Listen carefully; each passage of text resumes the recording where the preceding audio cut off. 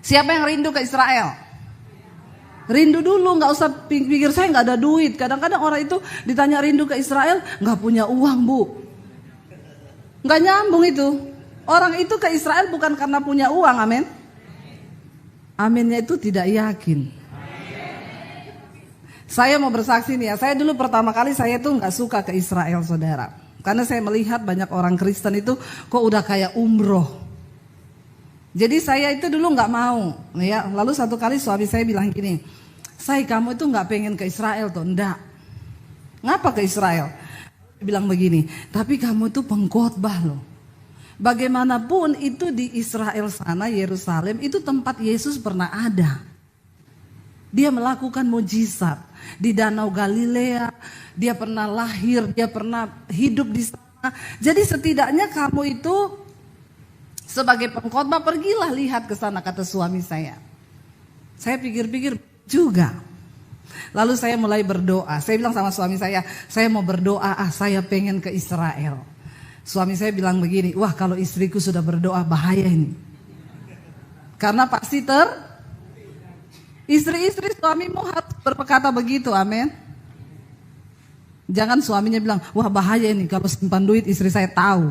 Wah, itu bahaya saudara. Lalu saya mulai berdoa. Waktu saya mulai berdoa tiba-tiba ada satu, baru mulai sudah ganti loh.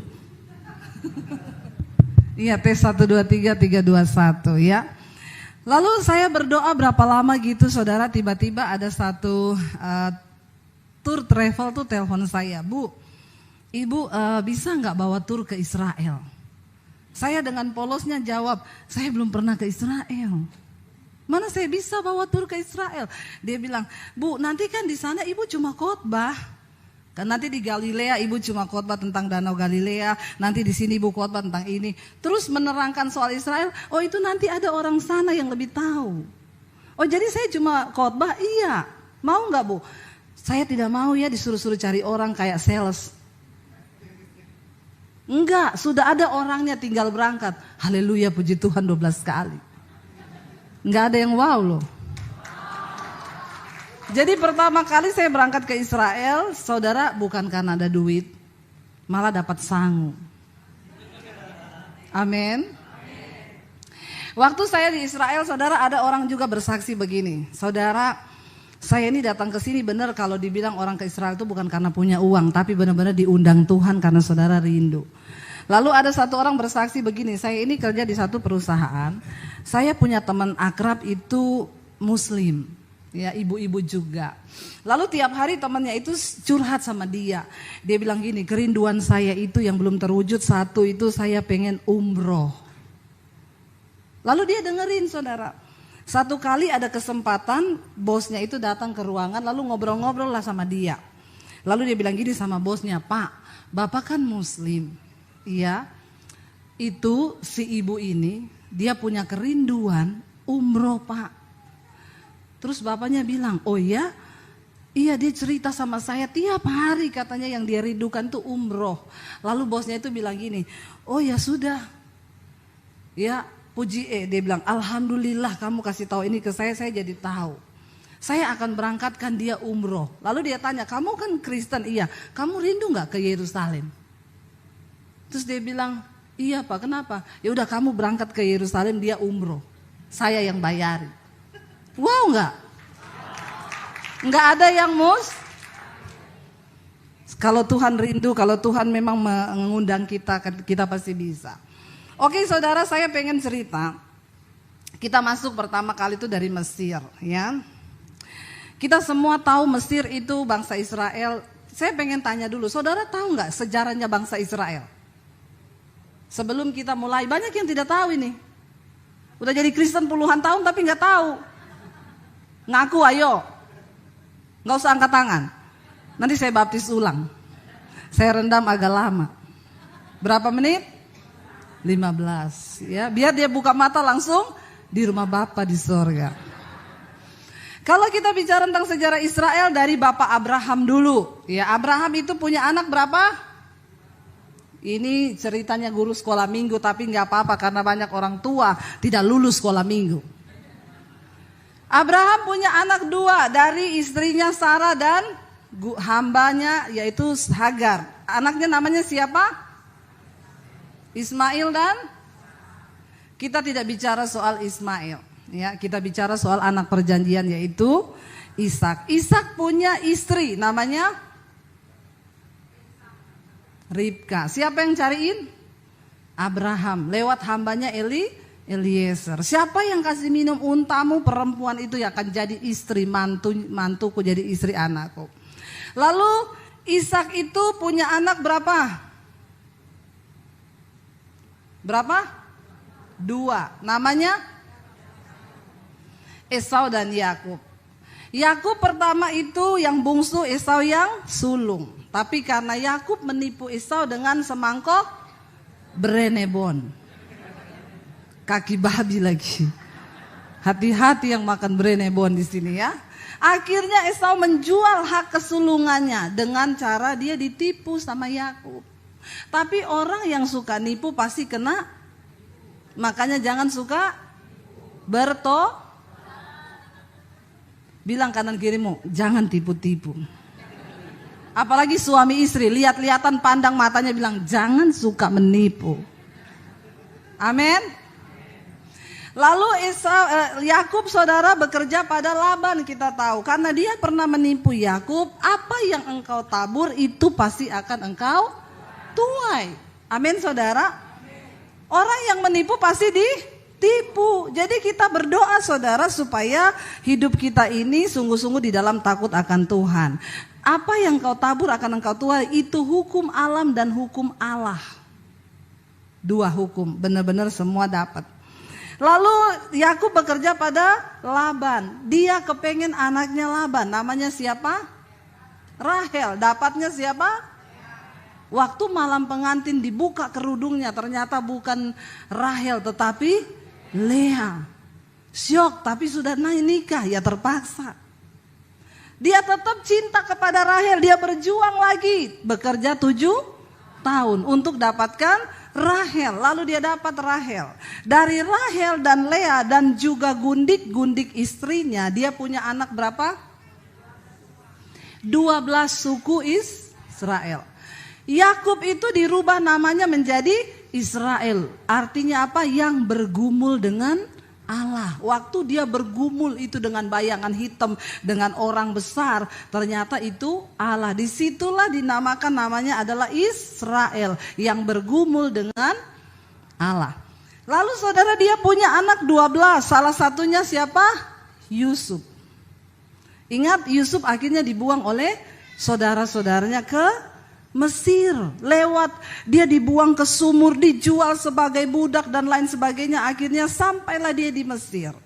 Kenapa Yusuf dibuang? Karena Tuhan sudah merancangkan Yusuf akan menjadi pahlawan bagi keluarganya. Akhirnya saudara Yusuf dibuang. Makanya kita tuh kalau dibuang, kalau menghadapi sesuatu jangan buru-buru salahkan Tuhan. Karena Tuhan pasti punya rencana. Tapi memang manusia dengan Tuhan beda tipis. Tuhan maha tahu, manusia sok. Bilang kanan kirimu, bertobat. Jangan sok tahu. Yusuf singkat cerita menjadi perdana menteri di Mesir. Lalu terjadilah kelaparan besar di Israel. Lalu Yakub mengutus anak-anaknya untuk beli gandum. Beli gandum sampai di sana, Yusuf mengenal saudara-saudaranya, tapi saudara-saudaranya tidak lagi mengenal Yusuf. Karena orang yang diurapi Tuhan mesti berubah. Amin. Kayak saya ini loh. Haleluya, tambah gendut maksudnya. Ya, jadi saudara sudah tidak dikenal lagi. Lalu dia bilang bawa gandum ini tidak usah bayar. Ajak semua keluargamu pindah ke Mesir. Lalu akhirnya mereka tahu ternyata itu Yusuf. Lalu Yakub dan seluruh keturunannya pindah ke Mesir. Jumlahnya 70 sampai 75 orang. Dan semua keluarganya. Di Mesir mereka jadi orang yang diberkati Tuhan. Karena mereka hidup takut akan Tuhan. Diurapi Tuhan. Mereka bekerja rajin. Lalu mereka menjadi bangsa yang besar. Diberkati lebih daripada orang. Makanya saudara lihat itu saya sama seperti ya orang Jawa itu kalau dikirim ke Kalimantan, Sulawesi disuruh bekerja jadi perkebunan sawit. Lama-lama itu kalau saudara pergi ke sana yang jadi tuan-tuan tanah itu orang Jawa loh. Saudara ke Sulawesi yang jualan bakso sampai jualan spray itu semua emas. Beneran ya. Saudara ke Kalimantan, mulai yang jual bakso, mie ayam, sampai yang jualan batik, jualan baju, sampai yang mas-mas datang ke rumah, spray, bayar harian 1.000 per hari, itu semua orang Jawa. Lalu orang yang di situ penduduk setempat, miskin, gak punya apa-apa. Semua tanah dimiliki oleh orang Jawa. Kenapa? Mereka rajin. Bukan karena suami saya orang Jawa. Jadi kayak begitu, waktu itu Israel pindah ke Mesir, mereka diberkati Tuhan. Lalu orang Mesir iri. Ini kok orang Israel ini di tanah kita mereka diberkati ya. Mereka bikin undang-undang, akhirnya mereka perbudak orang Israel. Disuruh bangun rumah tidak digaji. Disuruh kerja paksa. Lalu mereka mulai berseru kepada Tuhan. Seenak-enaknya orang hidup kalau jadi budak itu enak gak saudara? Ya, kalau kita nggak jadi budak itu enak, ngantuk tidur tinggal tidur. Tapi coba kalau jadi budak nggak bisa, walaupun ngantuk tetap harus kerja. Akhirnya mereka berseru, Tuhan mengangkat Musa untuk membawa bangsa ini keluar. Perjalanan dari Mesir menuju ke tanah perjanjian ke Israel itu kita kemarin naik bus 8 jam. Tapi waktu itu belum ada bus, jadi mereka harus jalan kaki. Jalan kaki harusnya ditempuh 11 hari. Tapi Tuhan bawa mereka berputar-putar di padang gurun. Saya tuh punya video kemarin, saya ada syuting biar saudara lihat. Yang belum pernah pergi saja, yang sudah pergi boleh tutup mata. Kalau tidak mau melihat. Ya bisa ditayangkan gak video saya yang di padang gurun. Saudara itu di padang gurun tuh ndak enak. Saya syuting tuh dari bus, saudara biar lihat ya. Itu lewat di padang gurun, saudara bisa bayangkan mereka 40 tahun di padang gurun. Harusnya cuma 11 hari. Apa yang menjadi masalah bangsa Israel itu sampai berputar 40 tahun? Nanti kita akan belajar sama-sama. Ini Tuhan mau bawa mereka pindah ke dimensi yang baru. Dari tanah perbudakan masuk ke tanah perjanjian itu dimensi yang baru. Tapi masuk dimensi yang baru itu tidak seindah yang kita pikir. Wah, bicara tentang dimensi baru, mobil baru, rumah baru. Hello, ada proses yang baru. Bisa diputar itu? Kalau tidak bisa ya sudah kita menghayal saja. Nah ini padang gurun saudara. Ya, bayangkan saudara berjalan siang hari di sana. Ini padang gurun tidak ada apa-apa, tandus begitu luar biasa panasnya itu. Yang belum pernah pergi tolong imani dulu. Ya. Ini saudara padang gurun itu ya, bangsa Israel berjalan di situ 40 tahun lamanya. Harusnya cuma 11 hari, saya aja naik bus itu bisa bayangkan panasnya, oke cukup. Lalu mereka dibawa keluar, ketika dibawa keluar coba kita buka Keluaran 14 ya. Keluaran 14, akhirnya Fir'aun melepaskan mereka setelah melalui banyak perjuangan. Tapi itu Tuhan buat supaya bangsa Israel melihat bahwa mereka punya Tuhan yang hidup. Keluaran 14 mulai ayat yang ke-20 kita baca sama-sama saudara. 23. Ya kita baca ayat 23.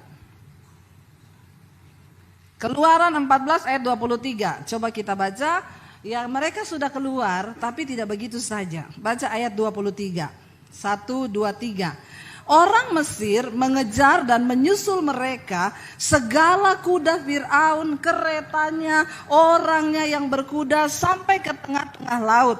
Dan pada waktu itu, waktu jaga pagi, Tuhan yang di dalam tiang api dan awan itu memandang kepada tentara orang Mesir itu, lalu dikacaukannya tentara orang Mesir itu. Saudara, maaf saya pengen kita baca dari ayat ini dulu ya. Sebelum itu sudah ditenggelamkan Tuhan. Kita lihat bangsa Israel. Ya, engkau ya, tunggu sabar saudara ya. Nah ini ayat yang ke-9. Ya, saya sengaja begini supaya saudara tidak ngantuk. Keluaran 4 ayat 9, 1, 2, 3. Adapun orang Mesir, segala kuda dan kereta Fir'aun, orang-orang mengejar mereka dan mencapai mereka pada waktu mereka berkemah di tepi laut dekat. Ketika Fir'aun telah dekat, orang Israel menoleh, maka tampaklah orang Mesir bergerak menyusul mereka. Lalu sangat ketakutanlah orang Israel dan mereka berseru-seru kepada Tuhan. Ayat berikutnya, dan mereka berkata kepada Musa, apakah karena tidak ada kuburan di Mesir, maka engkau membawa kami untuk mati di padang gurun ini? Apakah yang kau perbuat ini terhadap kami dengan membawa kami keluar dari Mesir? Ayat berikutnya, bukankah ini yang telah kami katakan kepadamu di Mesir? Janganlah mengganggu kami dan biarlah kami bekerja kepada orang Mesir, sebab lebih baik bagi kami untuk bekerja pada orang Mesir daripada mati di padang gurun. Ini bangsa Israel memang mentalnya sudah mental budak, karena sudah terlalu nyaman hidup di dalam perbudakan. Ketika mereka melihat tantangan Musa membawa mereka, lalu bangsa Israel mengejar mereka dengan selengkap tentara berkuda, mereka marah kepada Musa. Musa, ini gara-gara kamu loh. Kita gak minta kamu bawa kita keluar dari Mesir kan? Ini gara-gara kamu. Emang gara-gara di Mesir sudah tidak ada kuburan, makanya kamu bawa kami ke padang gurun ini supaya kita dimakamkan rame-rame di sini. Saudara, bangsa Israel mentalnya mereka bilang apa?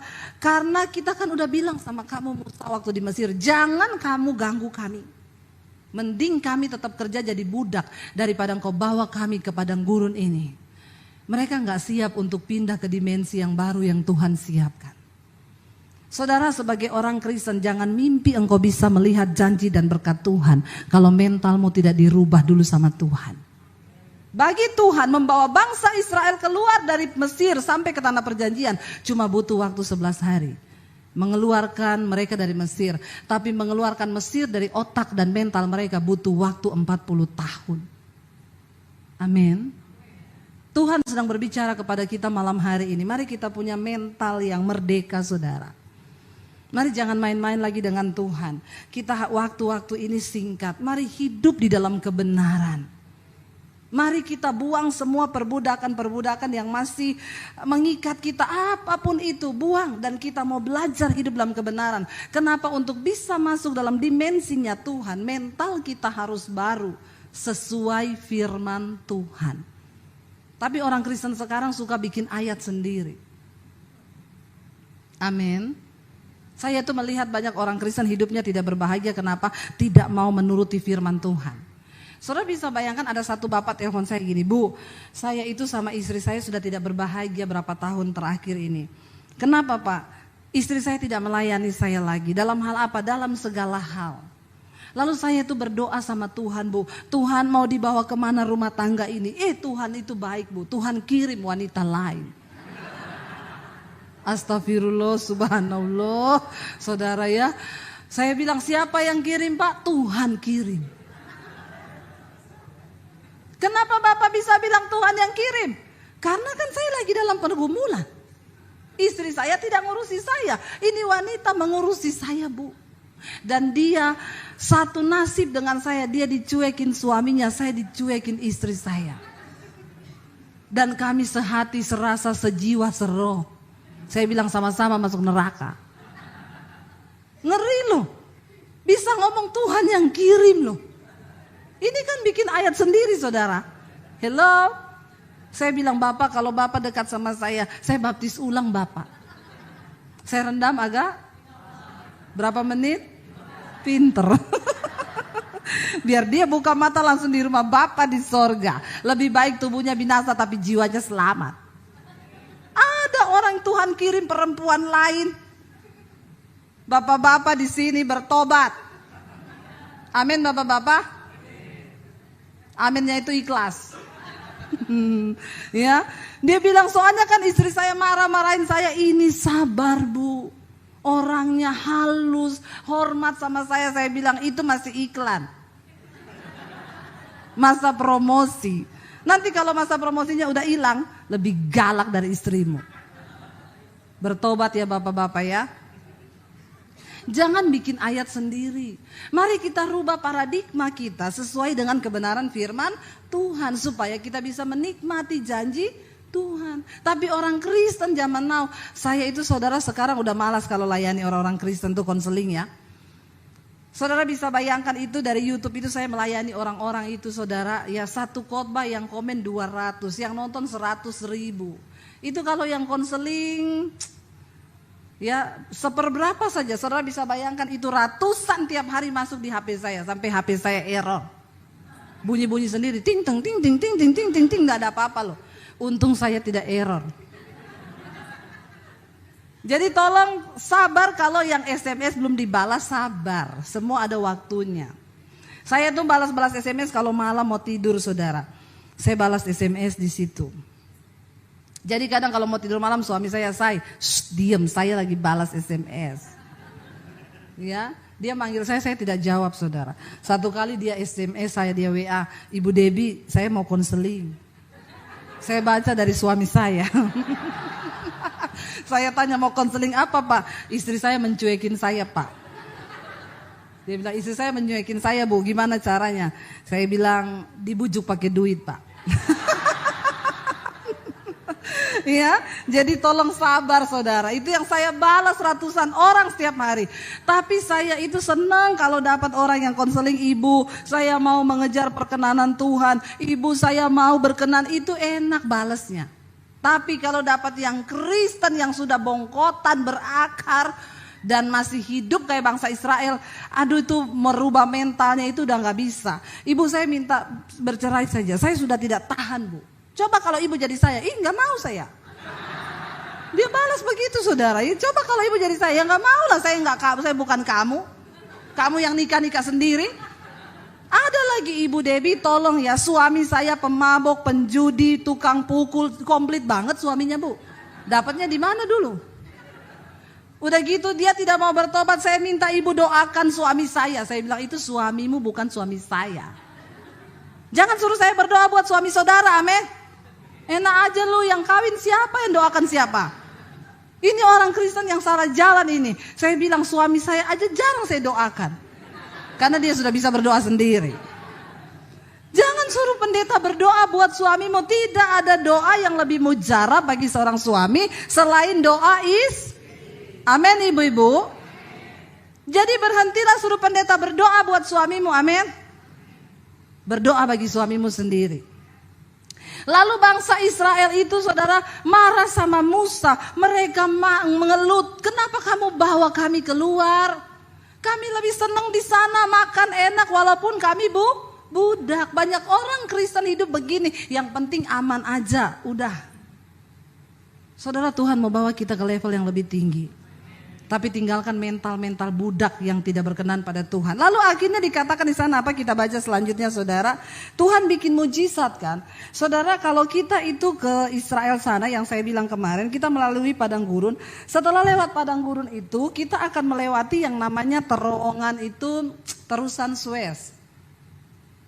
Itu jaraknya cuma 2 kilo, tapi kita masuk di bawah laut. Itu terusan yang menghubungkan 2 benua. Cuma lewat beberapa menit sudah tembus di benua sebelah. Disitulah diperkirakan dulu Musa membelah laut.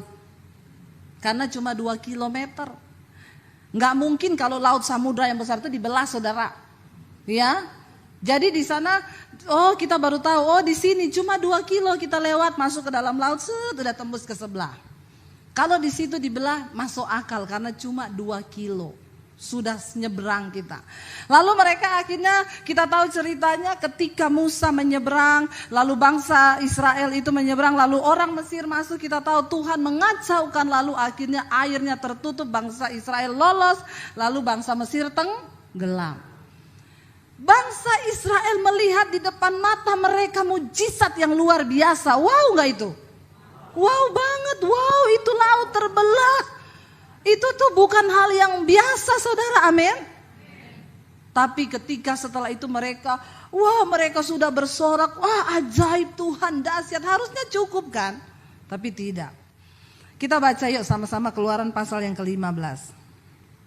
Baru 1 pasal ini, 1 pasal kemarin Tuhan bikin mujizat, Keluaran 14. Keluaran 15 saudara lihat di sana. Kita buka ayat yang kedua. Mereka nyanyi itu kan Keluaran 15. Wah, habis melihat mujizat Tuhan mereka nyanyi. Kita lihat Keluaran 15 ayat 22. Di Mara dan Elim. Ya. Kita baca sama-sama 1, 2, 3. Musa menyuruh orang Israel berangkat dari laut Teberau. Lalu mereka pergi ke padang gurun Syur. 3 hari lamanya mereka berjalan di padang gurun itu dengan tidak mendapat. Saudara bayangkan 3 hari jalan tanpa. Saya tuh pernah puasa 3 hari 3 malam gak makan gak minum. Langsung turun 5 kilo. Yang mau coba silakan. Ya karena waktu itu Tuhan suruh. Kalau Tuhan suruh jangan saudara. Saya mau disantet orang. Saya berdoa Tuhan suruh saya puasa. Saya ambil doa puasa itu. Hari yang kedua, hari masuk hari yang ketiga. Sekujur tubuh saya keluar bintik-bintik merah. Saya takut lalu dibawa sama teman saya ke dokter. Dokter bilang, kenapa bisa terjadi begini? Saya bilang saya puasa dok. Ini masuk hari ketiga. Gak makan, gak minum, iya. Gila dia bilang. Orang gak minum 3 hari mati loh. Karena tubuh manusia itu 80% air. Saya bilang tapi saya gak apa-apa. Saya masih naik motor loh saudara. Hari ketiga itu saya masih naik motor. Tidak apa-apa, tidak pusing, tidak apa. Tapi keluar semua bintik merah. Dokter bilang ini racun yang keluar di permukaan kulit. Bagus itu, toksin. Ada yang mau toksin? Coba. Dan langsung turun 5 kilo. Waktu itu saya mau disantet orang. Saudara tahu, akhirnya orang yang disantet itu kerasukan. Dia menyantet saya, dia yang kerasukan. Tuhan kita, Tuhan yang dahsyat. Saudara bisa bayangkan ini bangsa Israel bukan puasa tapi terpaksa. 3 hari jalan di padang gurun kayak yang saya kasih lihat tadi itu. Dan tidak minum. Marah gak mereka? Apa ayat yang berikutnya bilang? Yuk. Sampailah mereka ke Mara ayat 23. Sampailah mereka ke Mara tetapi mereka tidak mendapat minum air yang di Mara itu karena pahit rasanya. Itulah sebabnya dinamai tempat itu orang di tempat itu Mara. Mereka menemukan satu sumber air, ada sumur di sana. Bisa ditunjukin fotonya? Saya foto di situ saudara. Jangan gagal fokus. Ini sumurnya di Mara. Diameternya itu ya sekitar 2 meter ya luasnya. Dan saya melihat ke dalam masih ada air di sana. Saudara saya yakin sebenarnya waktu saya berdiri di situ saya lagi bertanya sama Tuhan, wah ini siapa? Itu sudah cukup. Nanti orang gagal fokus. Waktu saya berdiri di situ saya melihat ke dalam itu saudara. Saya bertanya, Tuhan kenapa air di sini ini pahit? Tidak ada di Alkitab sih, tapi saya dapat hikmat Tuhan. Ini saya tidak bikin-bikin dan saudara jangan juga terlalu ini nanti saya dibilang sesat atau apa. Ketika saya berdiri di situ, saya merenung, saya dapat sesuatu dari Tuhan di hati gini. Sebenarnya air itu enggak pahit, tapi Tuhan bikin pahit. Karena Tuhan mau menunjukkan sesuatu kepada bangsa Israel. Enggak mungkin lah orang gali sumur pahit kecuali ada pabrik konveksi di situ, tekstil. Kita tahu di situ tidak ada pabrik, amin. Lalu saudara apa yang terjadi? Mereka jalan 3 hari 3 malam, sudah cukup itu foto tolong ditutup. Ya, mereka jalan 3 hari 3 malam. Ini tidak minum, lihat sumur ada mata air. Wow enggak?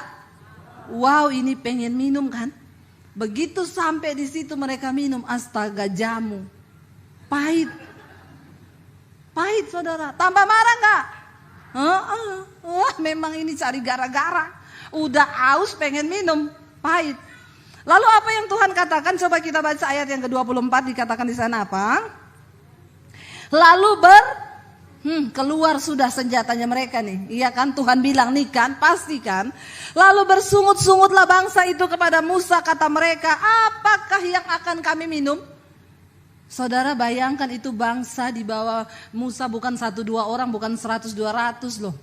Mulut mereka itu bersungut-sungut. Ya, itu Musa orang yang paling lembut hati. Makanya kalau saudara pergi ke Nebo, di situ Musa Tuhan suruh naik ke atas gunung ini, lihat ke bawah tanah perjanjian, tapi kamu gak boleh masuk. Kenapa? Engkau melanggar kekudusanku.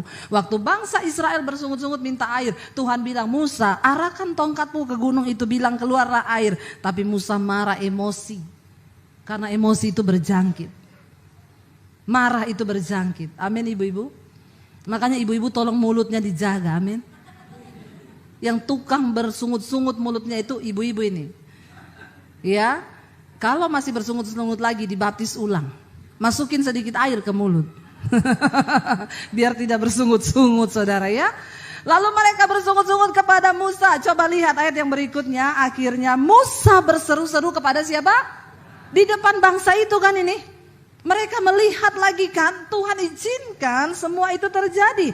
Dan Tuhan menunjukkan kepadanya sepotong kayu. Lalu Musa melemparkan kayu itu ke dalam air. Lalu air itu jadi es teh. Wow, enggak saudara, jalan 3 hari 3 malam, aus mau minum enggak bisa, pahit, dirubah jadi es teh. Tuhan tahu bangsa itu butuh gula sedikit. Kenapa? Supaya tambah energi. Mau jalan 40 tahun. Saudara, seringkali Tuhan mengizinkan yang pahit itu datang dalam hidup kita. Jangan cuma suka yang kebanyakan manis jadi tuh pinter semua. Jangan jadi diabetes. Sering kali Tuhan izinkan yang pahit dalam hidup kita. Kenapa saudara? Coba kita buka Yesaya. Yesaya pasal 38 ayat yang ke-17. Apa yang dikatakan Nabi Yesaya tentang sesuatu yang pahit? Baca sama-sama. Sesungguhnya penderitaan yang pahit menjadi keselamatan bagiku. Engkaulah yang mencegah jiwaku dari lubang kebinasaan. Sebab engkau telah melemparkan segala dosaku jauh dari hadapanmu. Yang pahit itu bisa menyelamatkan jiwa. Kalau hari ini engkau sedang menghadapi yang pahit-pahit di hidupmu, jangan buru-buru salahkan orang. Jangan buru-buru salahkan suamimu. Jangan buru-buru salahkan anakmu. Jangan buru-buru salahkan Tuhan. Tapi tanya, Tuhan, apa maksudmu dari yang pahit ini? Kenapa Tuhan sanggup mengubahnya menjadi manis? Amin. Suamimu sanggup dirubah Tuhan. Saya kemarin pelayaran di Surabaya. Ada ibu-ibu datang, Ibu Debbie, saya selalu nonton khotbah-khotbah ibu. Puji Tuhan saya dapat kekuatan. Ibu tahu benar bu, 10 tahun saya bergumul buat suami saya. 10 tahun saudara, ya orang cicil mobil sudah 2 kali lunas itu. Dia bergumul untuk suaminya. Tapi ibu-ibu zaman now banyak yang nggak mau bu, enak aja. Ya, buat apa saya bergumul buat dia? Jahat suami saya. Kalau bukan engkau yang bergumul untuk suamimu, siapa yang bergumul buat dia? Amin ibu-ibu. Tolong ubah cara pandangmu. Tuhan seringkali mengubah sesuatu menjadi pahit supaya imanmu dilatih. Kenapa orang kalau sudah terbiasa pahit, rasain manis dikit udah bersyukur puji Tuhan haleluya 12 kali. Tapi orang kalau udah terbiasa manis terus ya, yang manis pun dia bilang bertobat. Amin. Lalu saya terbiasa minum teh tawar. Begitu minum teh yang dikasih gula 1 sendok aja udah kemanisan buat saya. Apalagi kalau saya minum sambil melihat cermin. Masalah buat lo. Biasa aja kali Pak. Jangan muntah di sini nanti pelepasan lo. Iya. Benar gak saudara? Orang itu kalau sudah terbiasa yang pahit, engkau menikmati sedikit saja di dalam hidupmu, engkau bisa bersyukur. Tapi orang itu kalau manis terus sedikit aja pahit udah bersungut-sungut dia. Makanya orang-orang tuh bilang, Bu lihat ibu sekarang luar biasa. Jangan bilang yang sekarang, lihat yang pahit dulu. Orang itu saudara cuma lihat ketika kita biasa sudah menikmati berkat. Tapi waktu kita mengalami yang pahit kan gak ada yang tahu. Saya berdoa biar Tuhan mengizinkan yang pahit-pahit itu terjadi. Bilang amin dong. Aminnya kok sambil dendam gitu. Biasa aja ya. Benar gak saudara? Supaya kita bisa mengalami sesuatu yang manis. Kemarin saya di Surabaya ketemu satu orang ibu.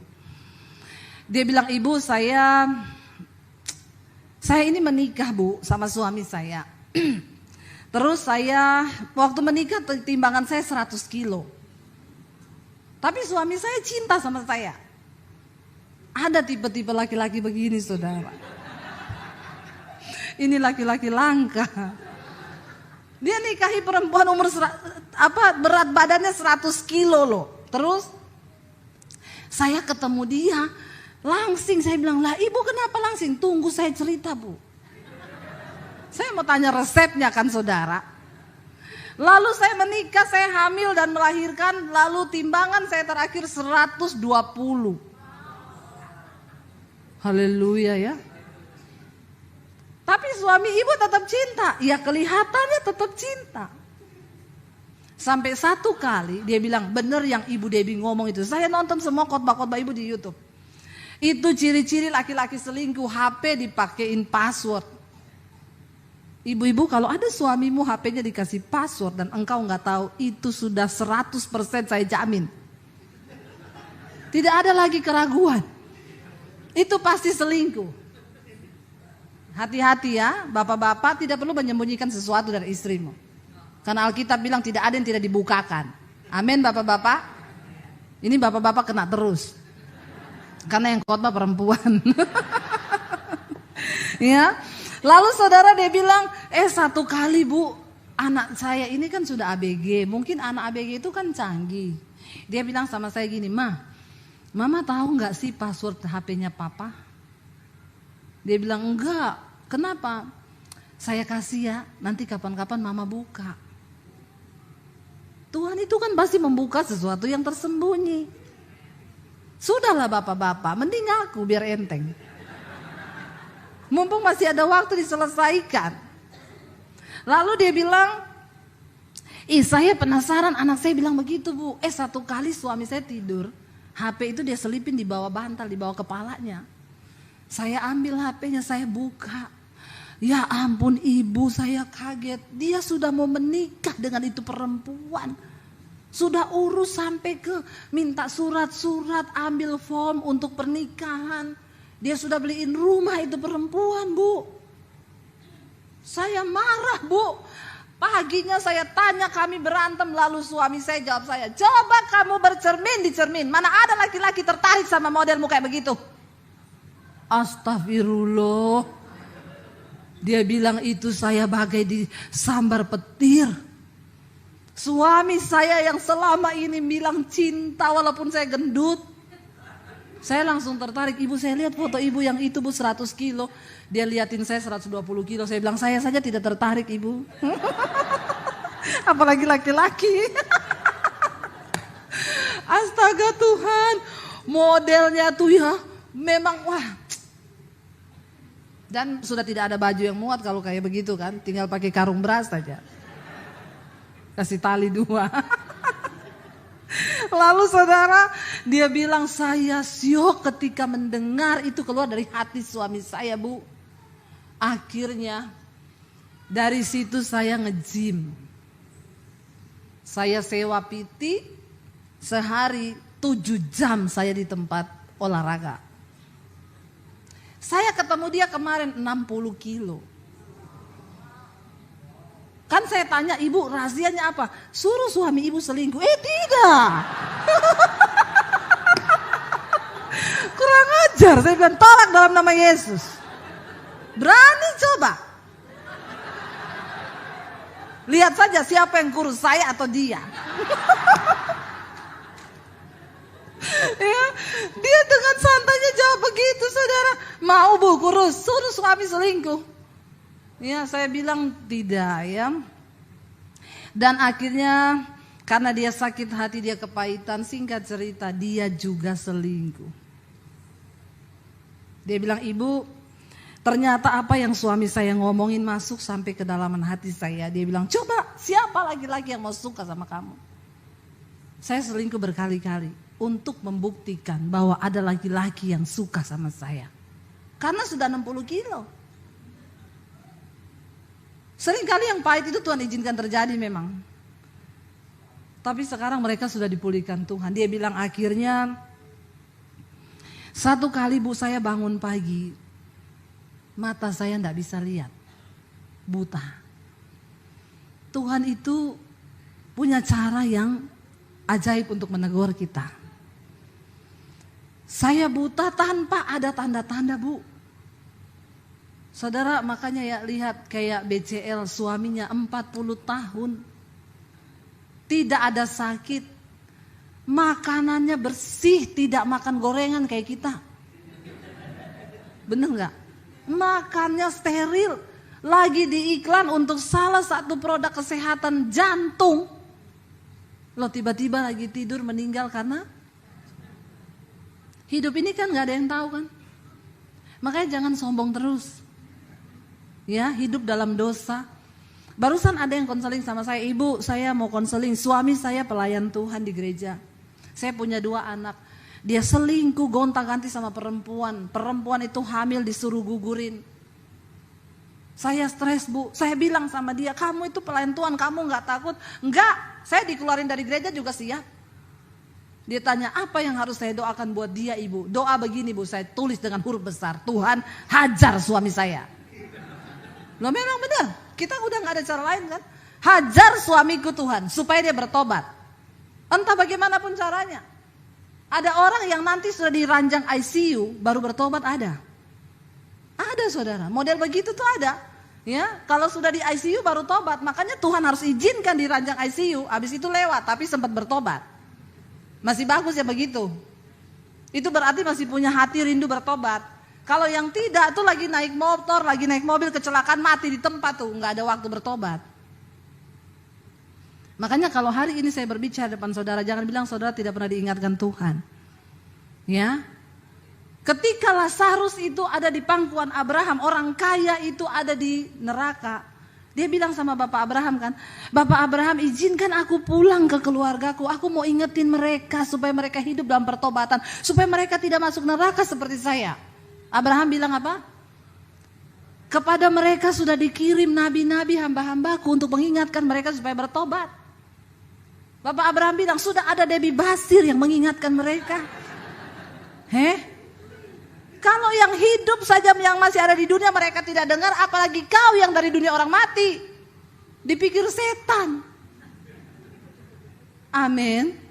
Jadi hari ini kalau engkau mendengarkan suaranya, jangan keraskan hatimu. Amin saudara. Ayo kita bertobat. Dia bilang saya bangun pagi buta Bu. Lalu kakak saya menegur saya, dia bilang kamu itu gak bertobat. Kamu tahu gak Tuhan itu mengasihi kamu, bertobat. Lalu dia bilang saya berdoa Bu, Tuhan saya mau bertobat. Saya nangis di hadapan Tuhan. Lalu dia bilang saya mau dengar pendeta. Saya tanya sama kakak saya, bagaimana saya biar bisa bertumbuh iman saya. Kakaknya bilang cari tuh di YouTube pendeta-pendeta yang khotbah. Saya berdoa Tuhan tunjukkan pendeta yang bisa membuat iman saya bertumbuh. Pertama kali yang saya dengar itu ibu. Ini bukan promosi. Tidak. Tapi yang belum subscribe, tolong subscribe. Debbie Basir TV, channel YouTube saya. Jangan lupa like, share, dan komen. Amin. Ya, saudara, tapi benar. Makanya dia bilang saya dengar ibu ke Surabaya. Saya pengen telepon ibu, saya pengen ngajak ibu makan. Kenapa? Karena ibulah iman saya bertumbuh. Sekarang saya bertobat sungguh-sungguh Bu.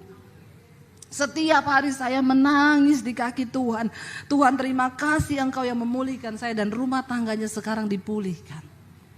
Mari kita punya mental, jangan kayak bangsa Israel yang menentukan berapa puluh tahun engkau akan berputar itu engkau sendiri. Bukan Tuhan, amin.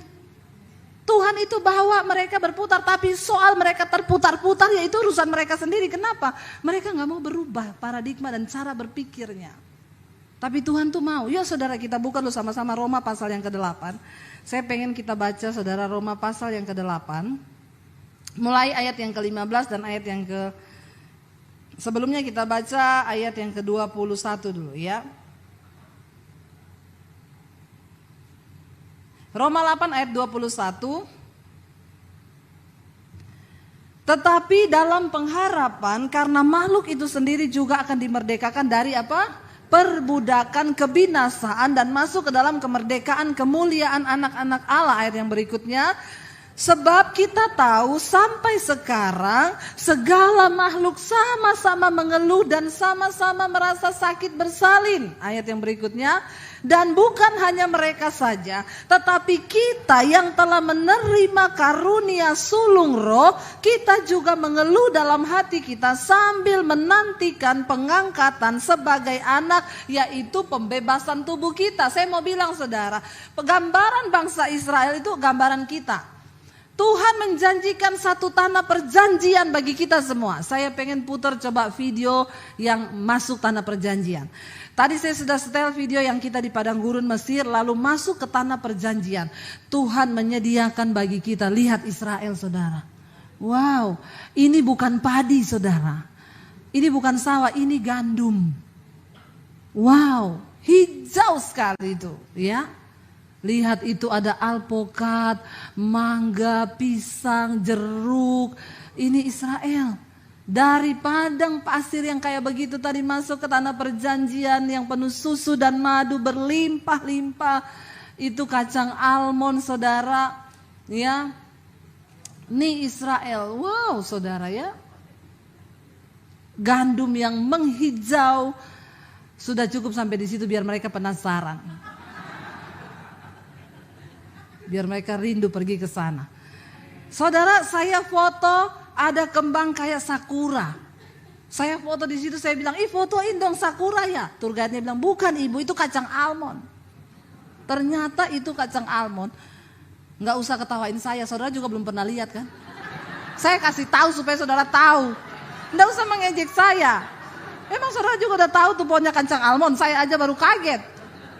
Itu bunga semua kayak sakura. Saya bilang, ini sakura ya. Dia bilang, hello, abu nih sakura di Jepang. Oh, persis ini buah almond. Dia bilang kacang almond itu berbuah subur. Saudara, Israel itu tanah yang diberkati. Bagaimana saudara nggak kepengen sih yang dari gurun tadi begitu masuk ke negeri yang begitu, mau nggak?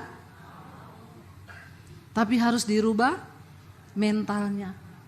Tapi kami menderita sekarang Bu, penuh dengan pergumulan, kepahitan. Tidak apa-apa. Ayat tadi bilang kita akan dibebaskan dari perbudakan. Dan tidak tahukah saudara bahwa sampai saat ini segala makhluk itu mengeluh. Oleh karena beratnya tekanan untuk mencapai kekekalan yang Tuhan sediakan. Sekarang hidup kita di dunia ini gambaran Israel rohani yang sedang berjalan menuju ke tanah perjanjian yang sesungguhnya. Yaitu apa? Pembebasan tubuh kita. Selama kita masih hidup di dalam daging, maka kita pasti akan menderita. Amin. Jangan berpikir tidak menderita. Namanya daging masih menderita. Makanya Rasul Paulus berkata, aku benci kepada tubuh celakaku ini. Karena selama aku diam dalam tubuh ini, aku jauh dari Tuhan. Sekarang saudara lihat apa yang terjadi dengan China. Kita semua tahu China itu negara yang berkembang maju luar biasa. China memberikan hutang kepada bangsa-bangsa. Bangsa Arab, minyak itu semua utang dari China. Saudara tahu Amerika aja utang dari China. Kenapa saudara? Karena yang menciptakan dunia ini nomor satu Tuhan. Selebihnya made in China. Benar gak? Luar biasa loh China. Dia menempati urutan nomor 2 setelah Tuhan. Lo amin atau amin? Diakui atau tidak? Semua ciptaan Tuhan selanjutnya made in China. Tiba-tiba kena virus begitu. Dan semua kelabakan. Ya, orang mati begitu saja. Dengan kecanggihan apa mereka mau menangkalnya? Dalam waktu sekejap perekonomian hancur. Orang punya uang tapi gak bisa beli apa-apa. Saya berdoa saudara. Tuhan lawat China. Biar hari-hari ini mereka berseru kepada Tuhan yang benar. Amin. Ini waktunya China cari Tuhan. Ini waktunya mereka mencari Tuhan. Yang terakhir kita baca ayat saudara. Lanjut ayat yang ke-24 tadi. Ya, dari Roma pasal 8 ayat 24. Sebab apa? Kita diselamatkan dalam pengharapan, tetapi pengharapan yang dilihat bukan pengharapan lagi. Sebab bagaimana orang masih mengharapkan apa yang dilihatnya, ayat yang terakhir. Tetapi jika kita mengharapkan apa yang tidak kita lihat, kita menantikannya dengan tekun. Amin saudara. Kita sedang menanti. Bangsa Israel belum melihat tanah perjanjian, makanya mulutnya gini. Waktu masuk lihat negeri yang penuh susu dan madu itu. Tanah yang itu tanahnya sama loh saudara. Kalau nggak ditanami sama, tapi kenapa bisa begitu? Ya itu namanya tanah perjanjian. Itu namanya orang pilihan Tuhan. Jangan takut toko saya itu bu begini-begini. Itu dikirimin orang, dilempari kotoran. Doa. Tapi engkau jangan berdoa, Tuhan aku balikan kotoran ini ke orangnya. Jangan. Makanya saudara tidak pernah diberkati. Ya, lepaskan berkat. Aku memberkati orang yang melemparnya. Tuhan berkati supaya dia bertobat. Amin. Ibu-ibu kalau suamimu masih pahit, berdoa, Tuhan aku melepaskan pengampunan buat suamiku. Ya, jangan dikasih sianida. Ya, saya bilang ibu berdoa buat suamimu. Jangan kau racuni suamimu. Iya Bu Dewi, saya berdoa tiap hari Tuhan cabut nyawanya. Jangan, doa yang salah tidak didengar Tuhan. Kita berdoa supaya Tuhan rubah yang pahit jadi manis. Yang terakhir, benar-benar terakhir. Roma 8 ayat 15-16. Saya sengaja bilang terakhir terus supaya saudara itu masih ada pengharapan. Oh terakhir gitu ya. Yuk baca sama-sama, ini benar-benar terakhir. 1, 2, 3. Sebab kamu tidak menerima roh perbudakan yang membuat kamu menjadi takut lagi. Tetapi kamu telah menerima roh yang menjadikan kamu anak Allah. Oleh roh itu kita berseru, ya Aba, ya Bapa. Ayat 16. Roh itu bersaksi bersama-sama dengan roh kita bahwa kita adalah, dan jika kita, ayat 17, dan jika kita adalah anak, maka kita juga adalah ahli waris. Maksudnya orang-orang yang berhak menerima janji-janji Allah, yang akan menerimanya bersama-sama dengan Kristus, yaitu jika kita menderita bersama-sama dengan, supaya kita juga tidak ada jalan pintas menuju tanah perjanjian. Kita akan menerima segala sesuatu itu. Di sana dikatakan kita akan dimuliakan bersama-sama dengan Kristus, yaitu jika kita mau menderita bersama-sama dengan Dia. Saudara, saya undang imam musik. Ada orang bilang gini, Bu, ipar saya itu Bu, saya ini sudah berusaha berbuat baik, tapi ipar saya dan mertua saya itu bikin saya gondok. Saya bilang puji Tuhan, haleluya. Maksudnya Bu, berarti ibu sedang dilatih, ibu lagi sedang sungguh-sungguh beribadah. Tapi sampai kapan ipar dan mertua saya akan seperti itu? Sampai ibu sudah tidak merasakan sakit lagi. Walaupun iparmu jahat, mertuamu jahat, engkau sudah merasakan manis, itu sudah selesai. Saudara, jangan menuntut keadaan berubah untuk engkau, tapi berubahlah untuk keadaan. Amin, itu mental yang benar. Dan kalau engkau sudah menghidup itu, maka Tuhan akan memberikan janji-janjinya dalam hidup kita. Mari kita bangkit berdiri bersama. Engkau yang memberikan kami kekuatan untuk bertahan Tuhan. Kami tahu banyak yang sedang mengeluh, merasakan sakit bersalin. Menuju tanah perjanjian itu tidak enak bagi daging kami. Tapi kami mau dibentuk oleh Tuhan. Kami mau berubah Tuhan. Kami mau diproses oleh Tuhan. Bahwa kami Bapa, bahwa kami Tuhan masuk menuju tanah perjanjian-Mu itu Tuhan. Kami tahu Engkau Allah Immanuel yang beserta dengan kami.